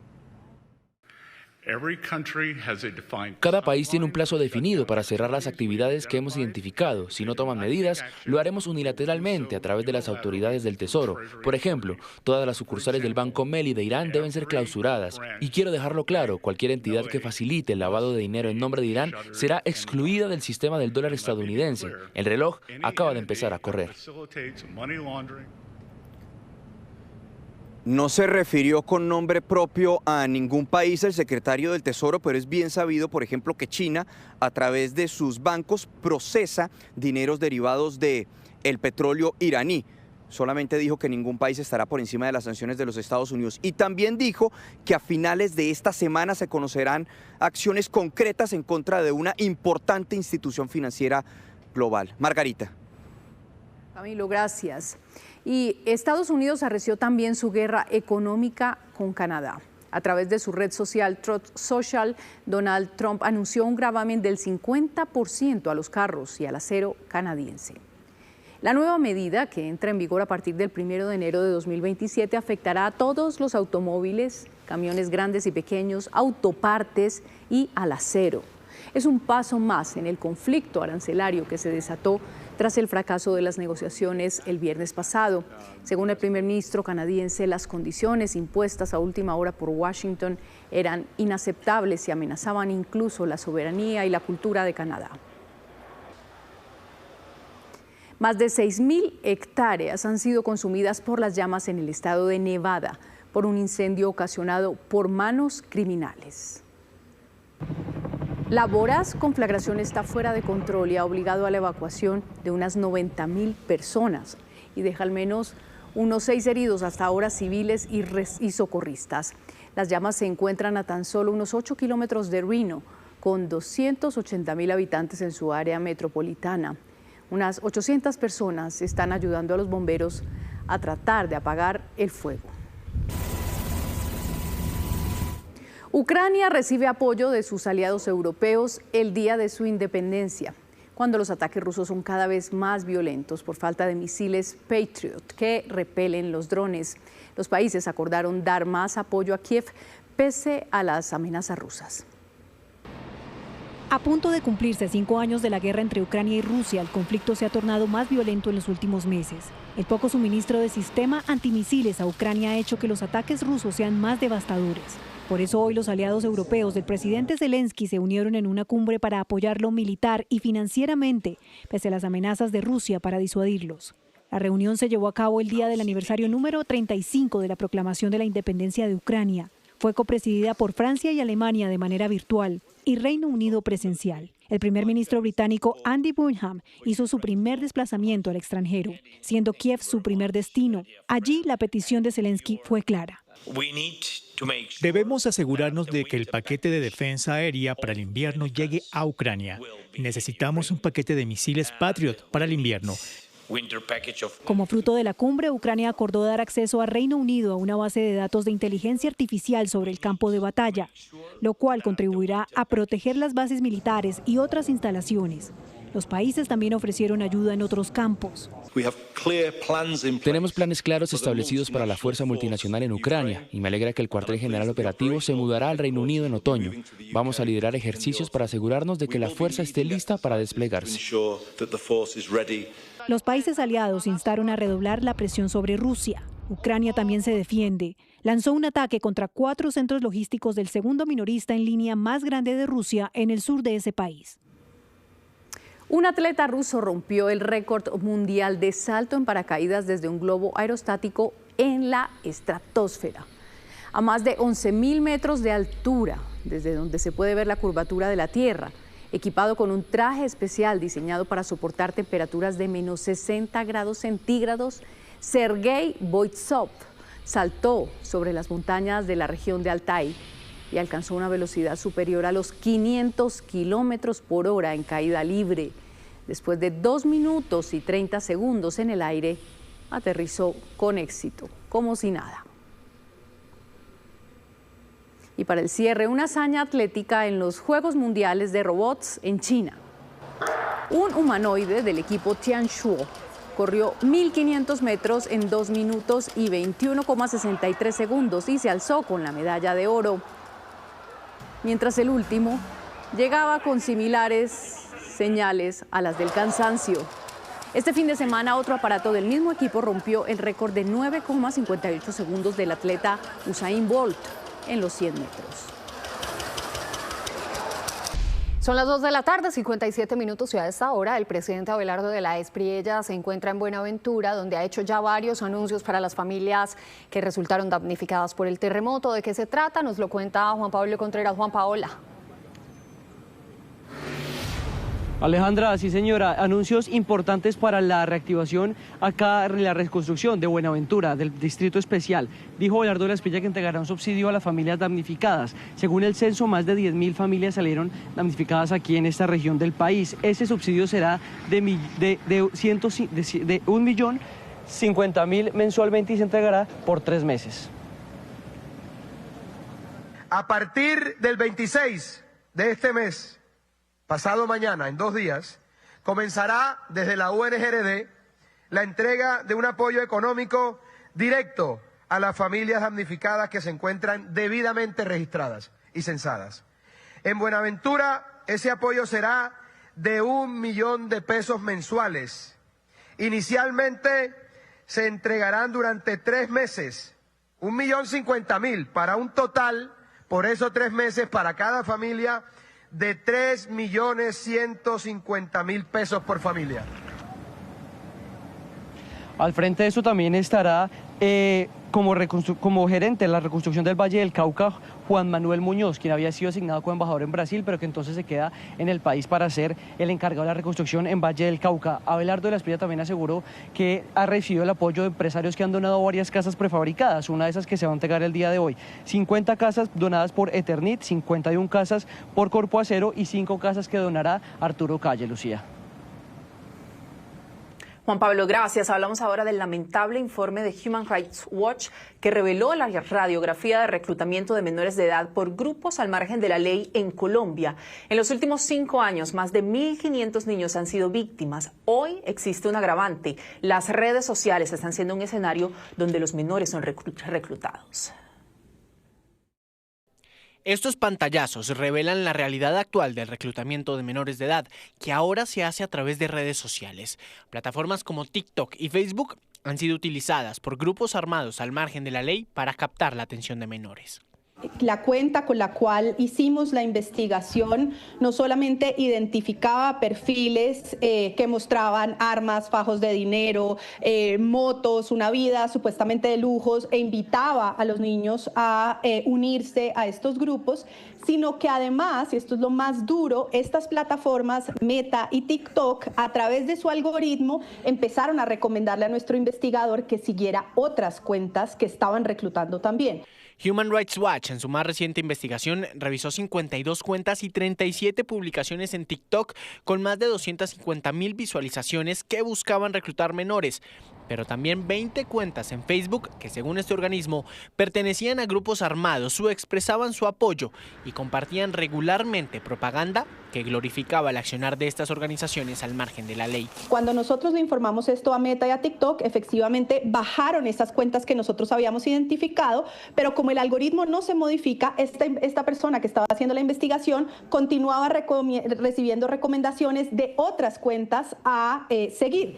Según la Jurisdicción Especial para la Paz, el 44% de los menores reclutados en el 2025 fueron captados a través de redes sociales. Y de acuerdo a la Defensoría del Pueblo, son aproximadamente 1.500 niños, niñas y adolescentes víctimas de reclutamiento desde el 2021. El lugar donde más se genera este tipo de, el reclutamiento es en el departamento del Cauca. Alrededor del 50% de quienes lo sufren son indígenas, son menores de edad indígenas.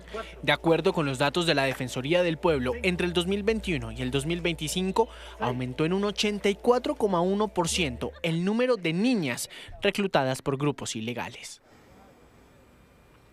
Y el Gobierno Nacional anunció que va a revisar las cámaras de fotomultas en todo el país para determinar su efectividad en la seguridad vial y garantizar que su propósito sea realmente la prevención de siniestros y no únicamente el recaudo de comparendos. El Gobierno pone bajo la lupa el funcionamiento de las cámaras de fotomultas. Por instrucción del presidente Abelardo de las Priellas, revisaremos de inmediato todas las fotomultas del país y endureceremos los requisitos para autorizar nuevas cámaras. El objetivo es verificar si cumplen con el sustento técnico y legal y si su ubicación corresponde con lo que establece la ley. El propósito de los sistemas de detección electrónica debe ser salvar vidas y prevenir accidentes, nunca convertirse en un negocio a costa de los ciudadanos. Donde encontremos abusos, irregularidades o falta de sustento técnico, actuaremos con contundencia. Una discusión que no es nueva y que genera debate. Me parece que eso es una manera no de cuidar vidas, sino de como de llenarse el bolsillo. Entonces, pues eso esa reducción de velocidad como que no mejora la movilidad, como otros temas como los huecos que sí podrían pues arreglar con todo este dinero que recaudan diariamente. Si hay personas que pues en algún momento somos irresponsables, no somos perfectos, pero pues sí hay que llevar un control de eso, pero pues ya no hacerlo negocio. Un ciudadano no tiene por qué verse sorprendido por la instalación de estos equipos, reconociendo que la ley también es muy clara que deben estar debidamente señalizados con antelación.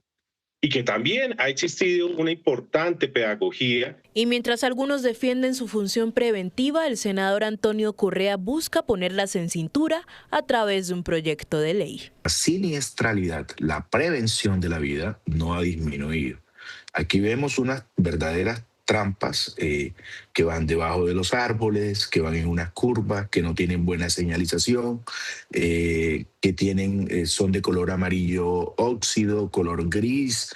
Entonces se han convertido en unas trampas cazamultas y no se han convertido verdaderamente en lo que nosotros hemos dicho, salvar vidas. Las cámaras de fotodetección están reguladas por el Ministerio de Transporte y la Agencia Nacional de Seguridad Vial. Entre los criterios que ahora revisará el gobierno están la siniestralidad, los límites de velocidad y la señalización. Y el Gobierno Nacional también anunció el inicio de operativos para identificar a extranjeros que se encuentren en situación irregular dentro de Colombia. La medida estará acompañada de proceso de deportación. Nicole Buitrago, ¿cuál es la orden puntual del presidente de las Priellas? Buenas tardes. Mire, la decisión puntual y la orden del presidente de la República es hacia Migración Colombia y la Policía Nacional para que desde esta semana inicien de forma inmediata el despliegue de operativos, empezando por la ciudad de Barranquilla, contra los migrantes que estén en situación irregular. Ha dicho el presidente Abelardo de las Priellas que el gobierno tiene una decisión y una posición clara frente a esta situación, y es que no quieren migrantes en condición de irregularidad o sin documentación de permiso en el país. Ha dicho el jefe de Estado que él asumirá esta decisión política y administrativa.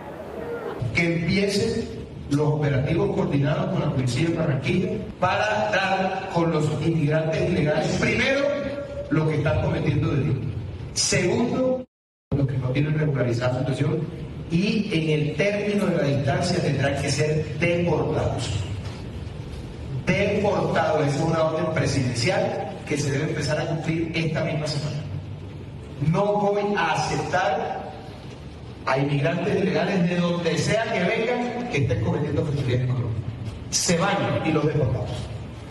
Ha dejado claro el presidente que quienes estén en Colombia con todo bajo la ley, con este permiso temporal de permanencia, pues tendrán todas las garantías. Mientras tanto, ya hay una orden puntual hacia quien sería el nuevo director de Migración Colombia. Se trata del coronel en retiro de la policía, José Luis Castañeda Tiria, quien estuvo en el Departamento de Inteligencia, también frente a la comandancia de la policía en el Departamento del Cesar, y antes de ser retirado del gobierno anterior estuvo a cargo una semana de la Dijín. La orden es clara para iniciar estos operativos y se espera que su posesión sea en las próximas horas. Según datos de Migración Colombia, en este momento en el país, cerca del 82% de las personas de otros países que residen en nuestro país tienen ese permiso de permanencia y cerca de 500.000 personas se encuentran en situación irregular. Y hacia esas 500.000 irían enfocados los operativos, Nicole. Gracias. Y a esta hora, 3 de la tarde, 6 minutos, el distrito estudia las sanciones por los desmanes que se presentaron en el estadio del Campín el pasado sábado durante el partido entre Santa Fe y América. Las autoridades estudian la suspensión de 20 fechas a las barras implicadas. Mientras los jugadores de América y Santa Fe disputaban el partido en la cancha sobre el minuto 34 del primer tiempo, en la tribuna unos sujetos del América pasaron el filtro de logística e intentaron llevarse esta bandera de la hinchada contraria, como se ve en este video publicado en redes sociales. En medio de la tensión del momento y burlando los débiles controles de seguridad, en otro video aficionado se ve como decenas de sujetos con camisetas de Santa Fe corrieron por más de 100 metros por pleno estadio hasta llegar a confrontar a los contrarios. En ese momento aún había jugadores en la cancha. Allí inició una batalla campal. Observe a este grupo de al menos 10 sujetos que golpean con tubos, palos y a patadas en manada a un hincha del otro equipo. Tras la golpiza, al parecer le roban la camiseta. Luego más seguidores de la América se bajan de la tribuna al campo de juego. Observe a este sujeto de chaqueta gris que amenaza con un cuchillo en su mano derecha. Del otro bando, el sujeto de pantalón negro ataca con lo que parece ser un cuchillo a otro hombre por la espalda. Detrás de él, este hombre de cabello largo y camiseta negra, que corre de lado a lado con un gigantesco cuchillo en la mano. Al parecer sería el mismo sujeto de quien una concejal de Bogotá compartió su foto en redes sociales pidiendo que sea ubicado por las autoridades. Y junto a él aparece este otro sujeto también armado. Ahora observe a este hombre sin camiseta y gorro rojo, que amenaza con un cuchillo. Luego retrocede y corre para esconderse y ocultar el arma. La policía antidisturbio lanzó gases y bombas aturdidoras para dispersar la batalla campal, mientras los desadaptados se atacaron con palos y tubos afilados. Ya el domingo, esta fue la imagen del resultado de los controles para el otro partido que se jugó en Bogotá. Fueron decenas de armas decomisadas al ingreso al Estadio El Campín. 3 de la tarde, 9 minutos. La creación de un bloque de búsqueda nacional contra la extorsión es la medida del gobierno para combatir este delito que afecta principalmente al sector comercial en el país. Así lo anunció el presidente Abelardo de la Espriella luego de un consejo de seguridad extraordinario que se llevó a cabo aquí en Barranquilla. Con optimismo ven los comerciantes en Barranquilla la decisión del presidente de la República de crear un bloque de búsqueda nacional contra la extorsión. Para mí puede que sea bien, porque va a combatir el crimen o lo que estamos viviendo, la violencia que estamos viviendo. Y es que estamos viviendo en mucha violencia, entonces para eso hay que meterle mano dura. Está bien que empiecen en el pueblo porque ya es justo, de verdad. Nos está perjudicando mucho. Aseguran que por las amenazas de las estructuras delincuenciales muchos han cerrado sus negocios, fuente principal para el sustento de sus familias. Bueno, tuve que cerrar uno de mis negocios viendo así afectado mi economía y la economía de mi familia. Nos tuvimos que mudar principalmente del barrio y tengo entendido también que muchos de los amigos nuestros han tenido que cerrar su negocio viendo afectado su economía. Hemos tenido negocios cerrados, negocios vendidos a bajo precio, heridos, muertos, amenazas, intimidaciones a través de mensajes de texto, de mensajes de WhatsApp, de panfletos, de llamadas de celular. Igualmente, disparos a los establecimientos de comercio intentos de incineración de los mismos. Por eso, desde UNDECO, hoy resaltamos que se esté mirando otra estrategia para contrarrestar este flagelo. El presidente afirmó que habrá un aumento en el pie de fuerza, pero además realizará inversiones significativas en el área metropolitana, implementando el uso de cámaras de seguridad. La construcción de los CAIs y las estaciones de policía vamos a revisar. Tenemos unos recursos, Nicolás, de cooperación internacional para eso, que podemos utilizar. Estoy listo. El jefe de Estado también indicó que hay que desarrollar trabajos de carácter social para evitar que más jóvenes caigan en manos de la delincuencia. Mi querida Clau, gracias. Yo me voy corriendo a mi casa a que mis perritos me miren de esa manera. A ustedes, gracias por su sintonía. Estas fueron las noticias. A las 7 de la noche los esperamos en una nueva edición informativa, pero pueden seguir conectados con los hechos del día. A partir de este momento, la señal digital de Noticias Caracol con Pablo Arango en nuestras plataformas digitales y acá en nuestro canal Caracol. Ya viene Ciudad Lejana. Somos Noticias Caracol, primero la gente. Feliz tarde.